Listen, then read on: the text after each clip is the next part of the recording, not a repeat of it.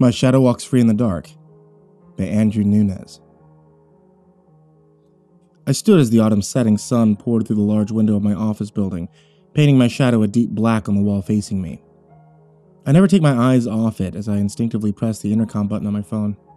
"Michelle, I'm leaving for the day," I say, taking my finger off the button while still eyeing my silhouette on the wall. Its stance is not at all mimicking my own.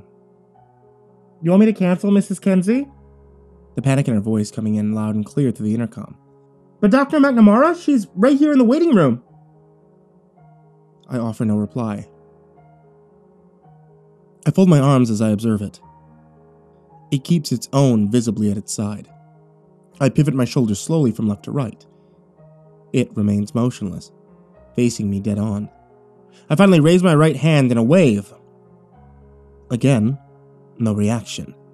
I shake my head and let my arms fall, shifting my body to leave. Before I make my exit, my heart sinks as I notice from the corner of my eye that it's calmly waving back at me now with its left. It's getting worse, I think to myself as I close the door to my office behind me. Passing Michelle's desk on my way to the elevator, barely registering the worried expression of concern worn on her face. It's beginning to move on its own again. My thoughts are interrupted by the vibrating of my cell phone in my breast pocket of my blazer as I arrive on the ground floor. I mutter as the caller ID revealing my ex-wife is calling. "Hello," I finally answer, leaving the building. "Can you talk?" Briefly, I respond, walking along the busy sidewalk of my city's downtown core. "What do you need?" She wastes no time getting to the point. "I need you to take Mia this weekend. Mike's father had a stroke." "Sorry to hear that, Stacy," I say, waiting for the stoplight to turn green. "But I was heading out of town for the weekend." Crossing the street as it does. "It's not a good time." "William, please," she appeals. "The hospital is no place for a child." Of course, I'd love to have Mia for the weekend. Normally, I would jump at the opportunity. I adore my daughter. I don't see her nearly as often as I'd like, but looking over my shoulder to the brick wall of the building on my left, I notice that my shadow is facing me, with its shoulders squared. I want to say no, but with her current husband's family emergency, how could I? "I'm on my way," I say with a sigh, while waving down a taxi, my shadow remaining on the wall where I left it as I climb into the car. I watched it wave to me again with its left hand as I drove away. I wasn't lying to Stacy. I actually am leaving town this weekend to clear my head of the shadow business. I told my ex-wife we'll be in the country and to contact Mia at my mother's house where we'll be staying. Mia loves it up north where I grew up and loves my mother more still. So it was nice to see her 7-year-old face light up at the unexpected development. A welcome distraction. She told me all the things she would do up there with all the genuine gushing excitement that only a child is capable of. When we pulled up to my house and I paid the driver, she was telling me all about how she would be most excited to see the stars in the country. Their grandma has 1,000,000 stars above her house. How much brighter hers are than ours. The motion sensor lights on my porch illuminating the blackness of the night as we climb up the stairs. She was talking still when we gained entrance to my home and abruptly went silent as I locked the door behind us. "What's the matter, sweetheart?" I inquire. "Wow, Dad," she squeals. "You're really good at that." "Good at what?" I say with a raise of my eyebrow. "I know some too."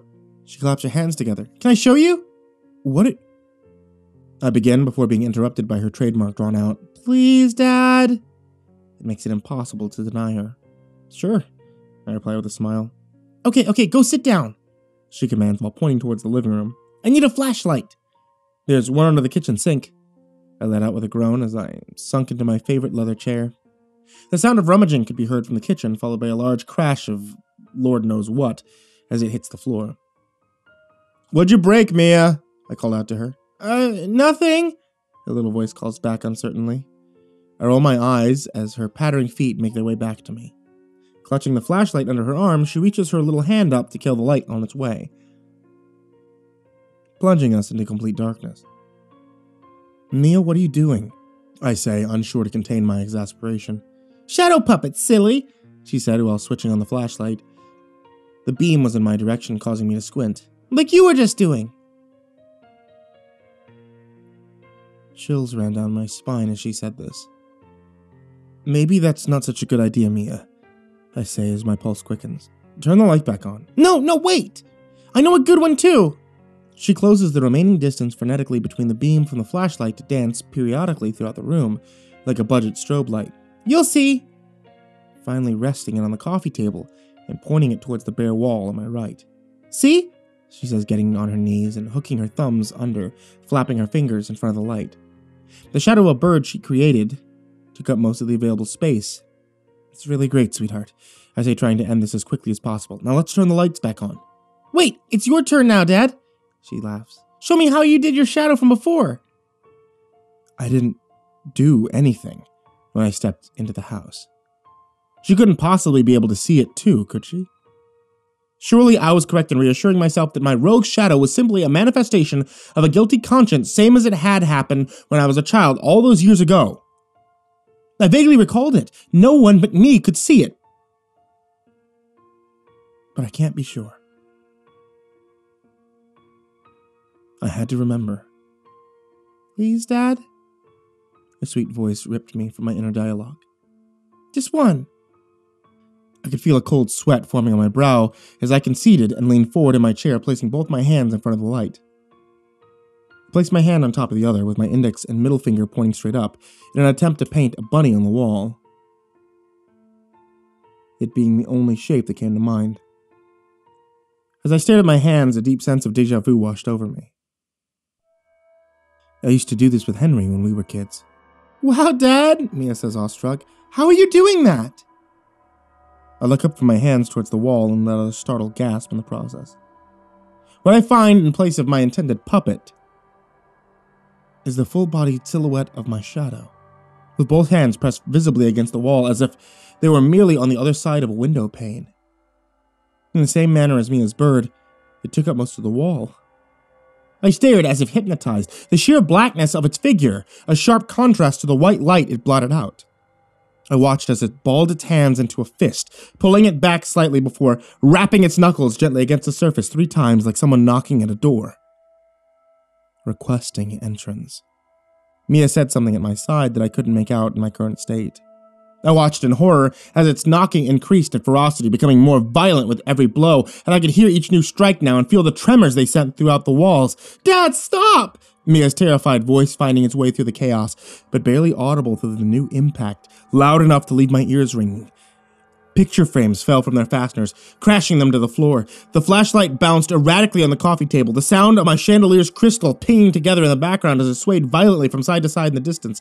I watched my unrelenting shadow's frenzied thrashing cause deep cracks that traveled in all directions where it repeatedly struck. The last thing I saw before the flashlight vibrated off the table, breaking it and plunging us into darkness for the second time, was it pushing its hand through the cracks, no longer flat but third-dimensional as it forced its way through the barrier.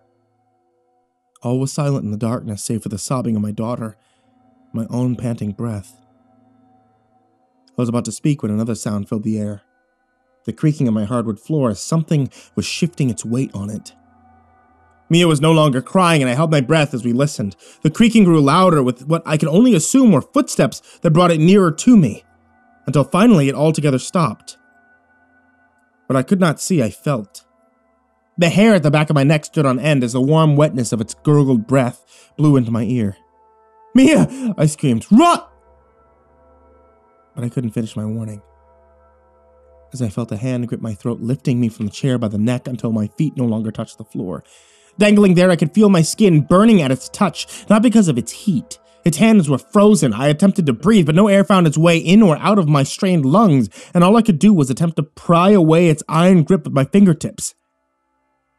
I could feel my strength ebbing away as I struggled against it, my hands more resting on its own now than prying.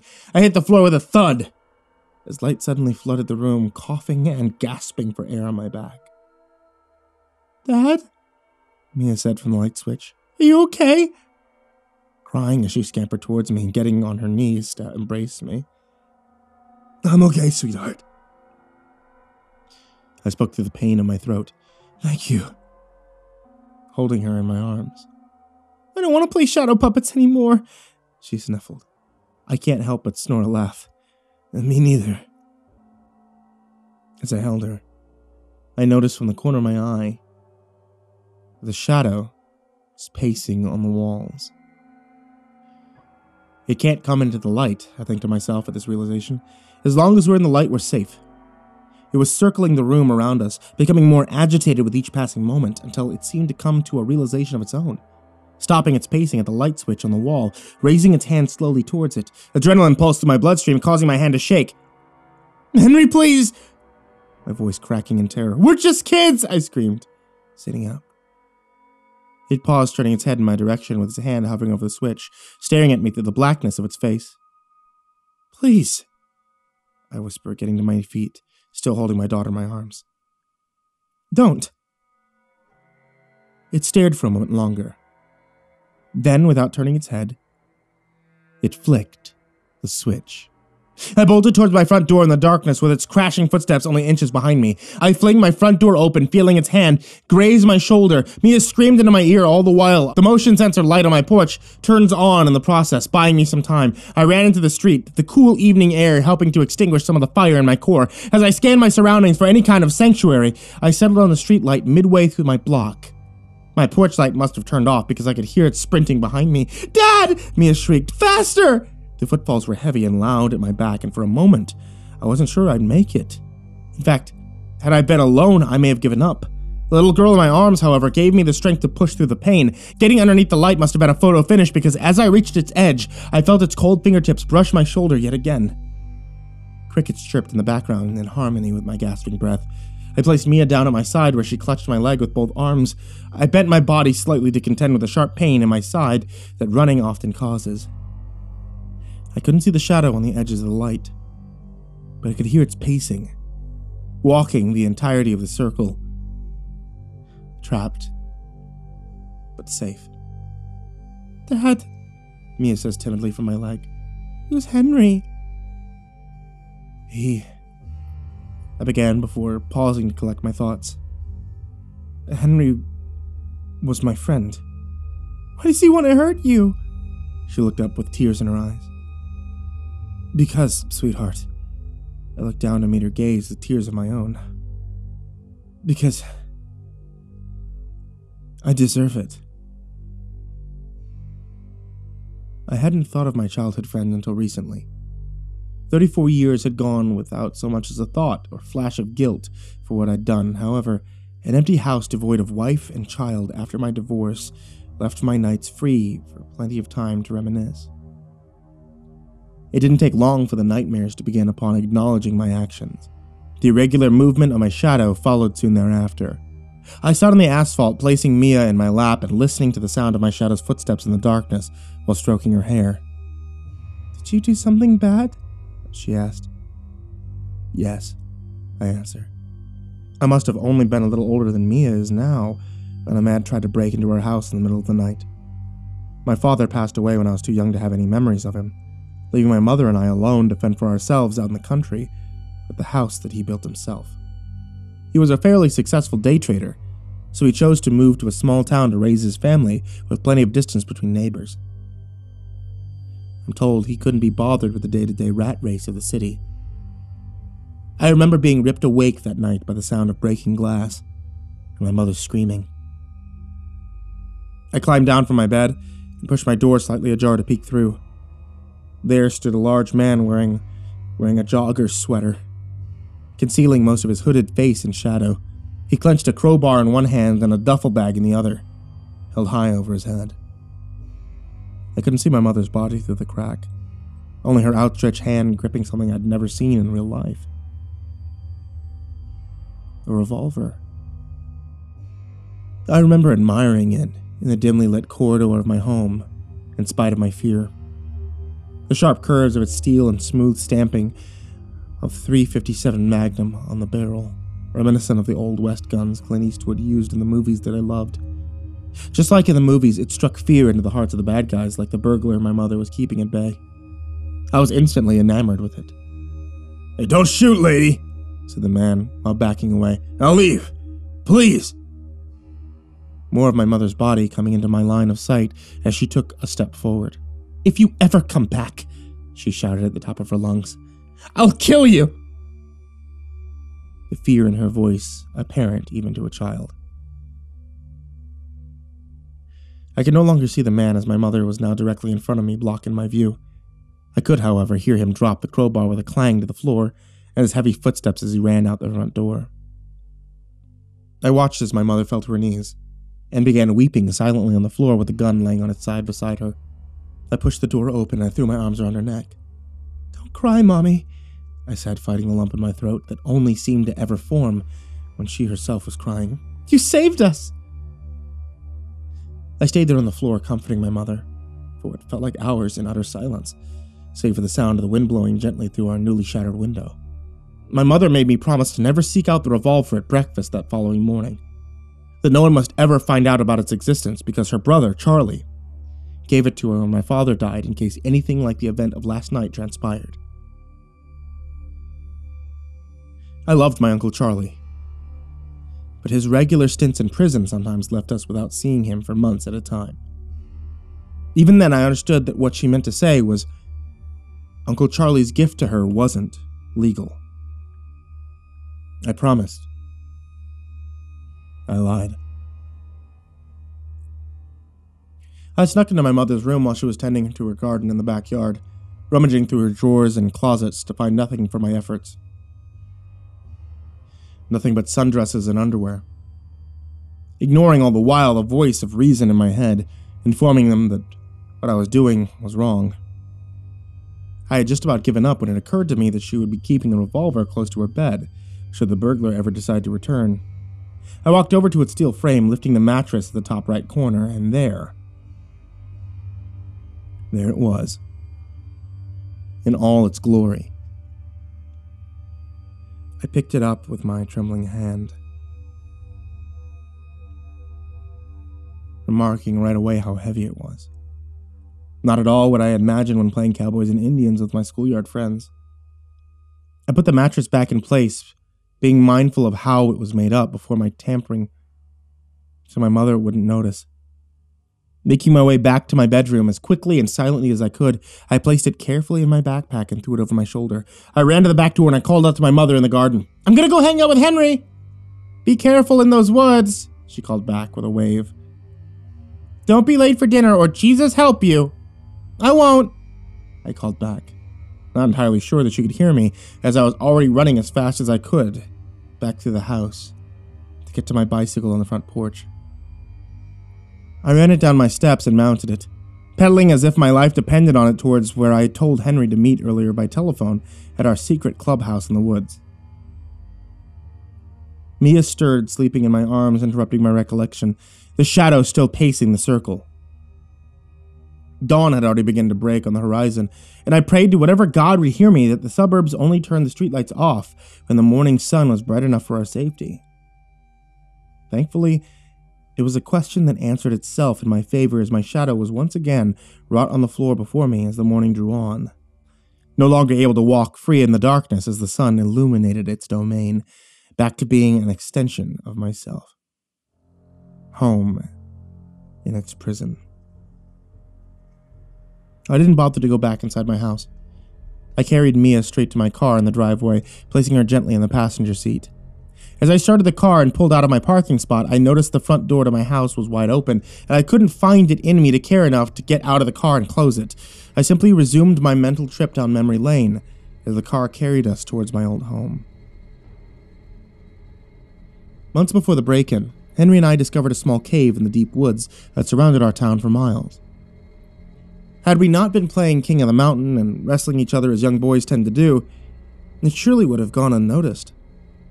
We struggled against each other's shoves to maintain high ground atop the hill until we were both sent tumbling down its side, laughing on our backs when we landed at its base. It was Henry who stopped laughing first and pointed it out. "Hey, stop laughing, stupid," he asked. "Come look at this." Getting to his feet. "I'm not stupid," my smile fading into a pout instantly. "You're stupid," cursing myself internally for my lack of wittiness. "Oh, good one," he scoffed with his back to me. "Now would you come here?"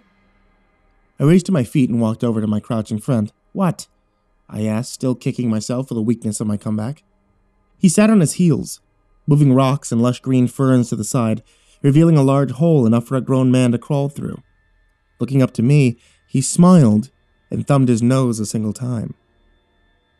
There were two things I would come to associate Henry with. That cheesy thumbing of his nose he always did when he was proud of himself, and the fact that he was left-handed. It was a narrow tunnel, maybe 8 or 9 feet long, that on an incline, once crawled through, began to widen, leading to an opening large enough to be only slightly smaller than my own bedroom back home. Over the course of the next few weeks, we spent every possible free moment there, outfitting it with lanterns, flashlights, snacks, and comic books, practicing our shadow puppets to accompany the ghost stories that we had told, attempting to one-up and terrify the other. We didn't even permit the centipedes and humidity bugs who inhabited it for Lord knows how long to share our space, because it wasn't much, but it was ours now. It was at this cave we called the clubhouse, where Henry was waiting for me. His tomb. I popped the kickstand for my bicycle next to Henry when I arrived, as far as it would take me, jogging the remaining distance over the hills and thick trees too rugged for a terrain for wheels, barely noticing that it began to drizzle. I split the wet fern that covered the hole and crawled through it on my elbows like a soldier, the light from our lanterns growing brighter as I got closer. Henry was sitting on the floor with his back against the stony wall, reading a comic book and sipping on a straw of his juice box as I got to my feet, dusting myself off. "All right, Will," he said, not looking up from his book. "What's so important?" All was silent as I removed my backpack and placed it on the ground, save for the sound of the muffled rain that was no longer a drizzle. He eyed me as I rummaged with an expression of boredom, until his mouth dropped as I produced from the bag. "What?" he breathed. "That's not real." Getting slowly to his feet. "Of course it's real, idiot!" I smiled from ear to ear. "Don't tell anyone, it's my mother's." He shook his head. "I can't believe you dragged me all the way out here for a fake gun! It's not fake!" I shouted, my smile now fading into a grimace. "Yes it is, you moron!" he said, walking over to me. "Real guns are black, not silver!" Stating it all matter-of-factly. "Here," he says while outstretching his hand. "Give it to me and I'll show you." The blood was welling up in my chest because I'd been so excited to share this with him. He was just waving it all off as if I was pulling his leg. "No!" I said defiantly while gripping the handle in my hand and resting my index finger on the trigger where it felt most comfortable. "Just give it here!" he shouts over the rolling thunder outside. "No!" I screamed as he grabbed my hand that clutched the weapon. We struggled with each other in this morbid game of tug-of-war, with a lantern casting our shadows onto the stone wall behind us, locking us in the same battle. I remember a flash of light, suddenly blinding me as he let go, sending me tumbling backwards into the dirt. I never heard the bang. In fact, I couldn't hear anything at all over the piercing ringing in my ears. I couldn't see a thing in my disorientation and blinked rapidly in an attempt to get my eyes working again. I could only make out shapes at first, rubbing them with my hands, now in a panic. I could only make out shapes. Only when I opened them again did I realize what I'd done. Henry was sprawled out on the floor, his abdomen rising and falling rapidly as he gasped for air, both hands clutching his chest, doing little to stop the bleeding. I crawled over to him as quickly as I could while crying my eyes out. "Henry?" I reached out to him. "My God, what did I do?" Tears were streaming down my face onto his shirt. He was wheezing horribly but speaking weakly through it as he labored through the pain. You gotta get help, Will." I froze, wide-eyed instantly at his words. Images of my mother in handcuffs flooded my mind. I'd already lost a father, and I couldn't lose my mother as well.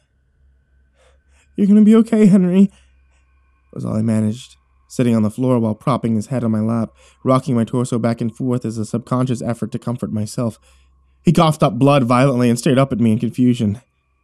"Please," he said between bursts. "I don't want to die." "You're gonna be okay," I repeated, still rocking and stroking his hair.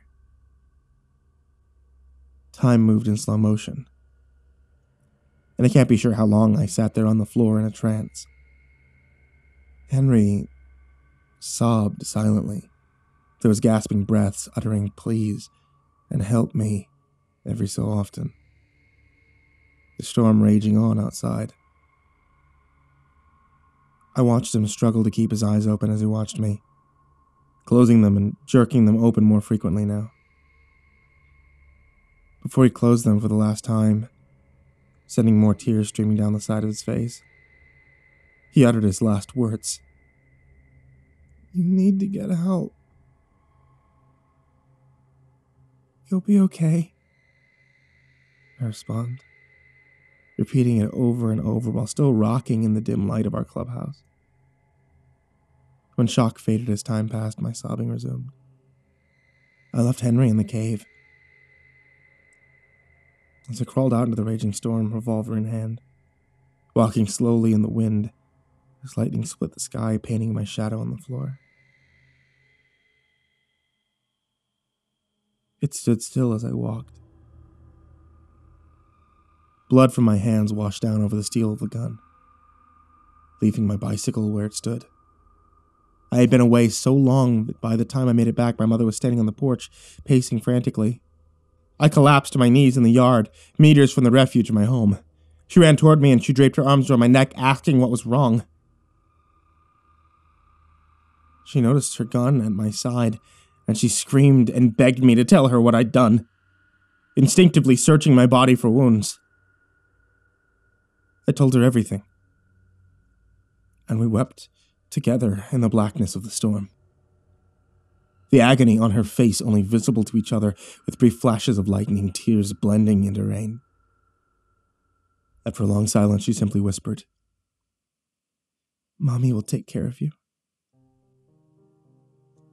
"Dad?" Mia said from the passenger seat, halting the memory. "Why are you crying?" I hadn't noticed I was tearing up. The memories I had repressed for decades hung heavy on my emotions. "Don't worry, sweetheart. I say, pulling the car into my mother's driveway, completing the 2-hour journey. "We're here." Mia bolted out of the car as I killed the engine, running through the yard, passing right over the spot I made my confession to all those years ago as a child. I stared at it. She climbed the porch steps and stood on her tippy toes to reach the doorbell.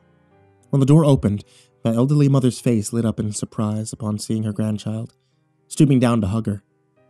I sat there watching them from the driver's seat of my car. It was my mother who gave me an alibi when the police came to question us. It was my mother who went deep into the woods and discarded both of our bicycles. It was my mother who had protected me. And now I would have to protect her by righting the wrongs of my childhood. We made eye contact, her and I, as she ushered Mia through her open door, then closed it behind the child. We never broke it as she made her way down the steps towards me. I watched as her gaze fell into the dark welts on my neck. My shadow had clutched me and I looked away, only as the color drained from her face while she began to run towards me. The starting engine drowned out her cries as I hit reverse and backed away. "Stop!" she screamed. "Not again, William, please!" It broke my heart to see the old woman in my rearview mirror shaking her head violently from side to side as she struggled to run behind me. "I'm so sorry, Mom," I whispered as she became a speck in my rearview. "I'm gonna fix this." I exit my car when I've driven it as far as it can take me, making it here in record time despite my stop at the local hardware store where I purchased what I needed.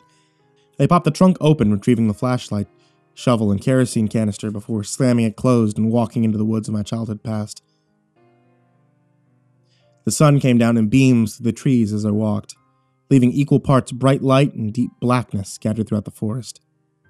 My shadow cast long and unmoving as I trekked. I wandered lost for a time, looking from left to right for any kind of landmark that would spark my memory of the cave's location. It was only when I walked into the dark shade of a particularly thick area, when I felt its frozen hand grasp my own, pulling me in the direction of my right into the light. My heart pounding in my chest as the shadow reverted back long and skinny on the floor, beckoning me now to follow it. It wasn't long before I arrived where the shadow was my guide. I stood at the entrance replaying the event over and over in my head, trying to gather enough strength to get to my knees. When it came, I left all but the flashlight on the side of the opening. flicking it on as I crawled through the humid smell and damp earth, transporting me back to the days I did this as a child. I saw him before I even got to my feet, laying where I left him all those years ago. His clothes badly damaged and dirty, likely eaten away by mold or insects. His body, on the other hand, was untouched. Not only by the aforementioned insects, but by decay itself. If I hadn't known any better, I'd swear a child was sleeping. The feeling was beyond surreal. Here I stood. A man who was aged, who was loved, who was lived. All the while, Henry stayed frozen in time, in the early morning of his life. I'd been so focused on the boy that I'd forgotten about the shadow, and as I finally got to my feet, I noticed it on the wall behind the body. It was on its knees, trembling, as it lifted its hand to touch the body.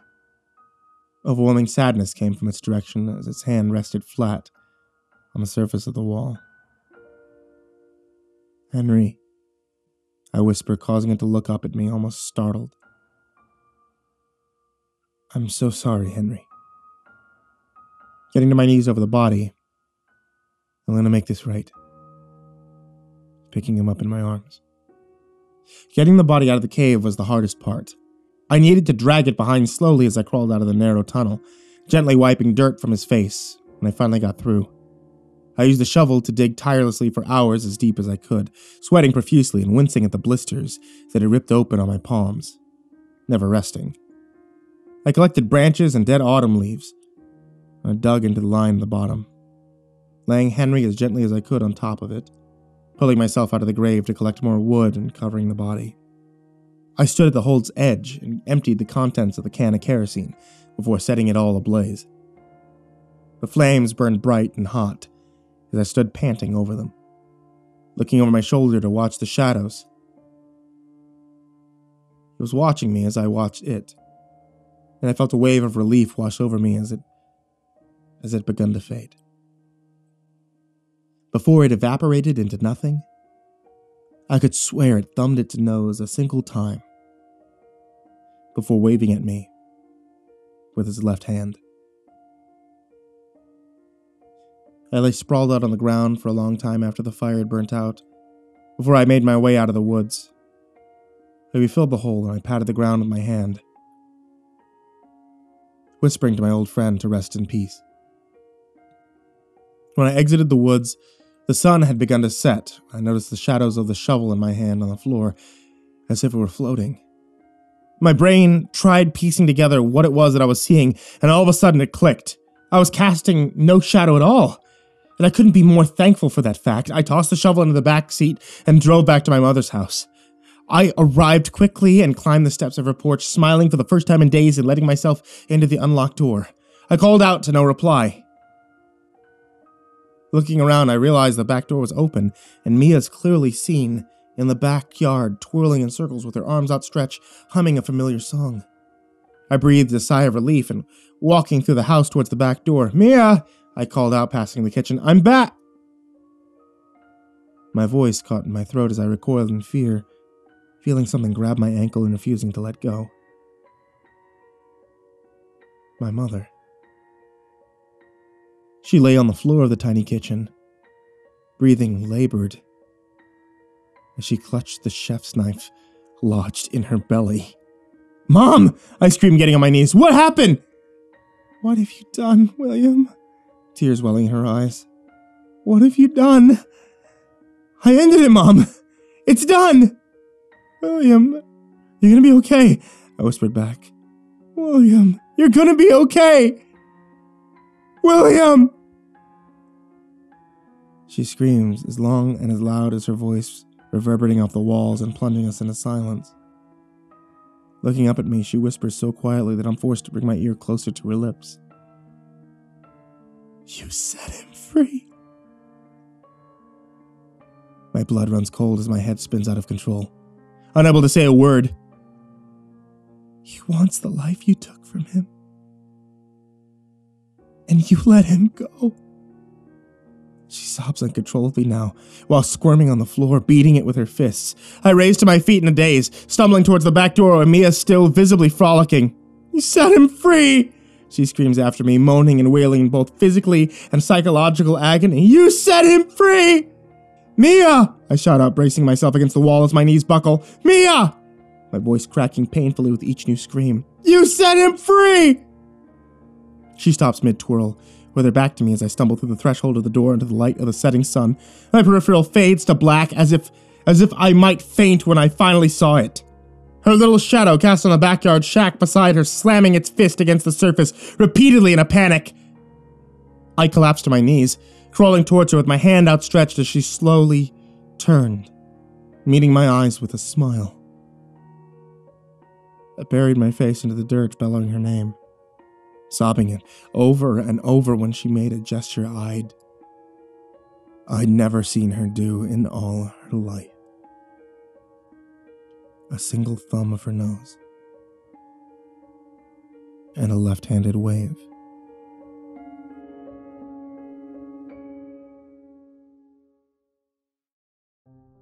Hey there once again, kids, it's me, MrCreepyPasta, and I just wanted to give you a big thank you for watching tonight's video.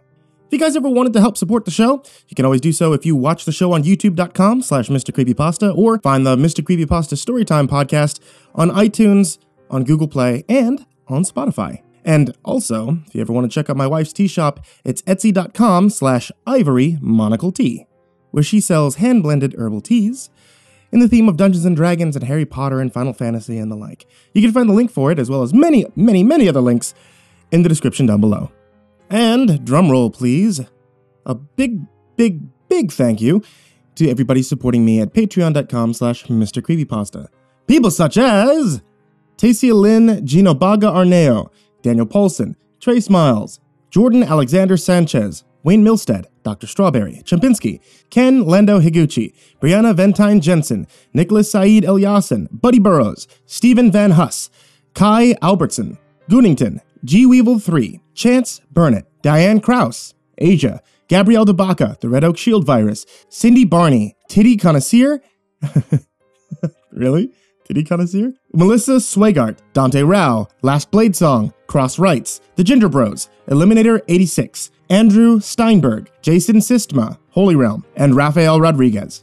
Thank you so much to you guys out there on Patreon, to all of you listening to either the podcast or the YouTube show. And that is everything, guys. Thank you so much for listening, and sweet dreams.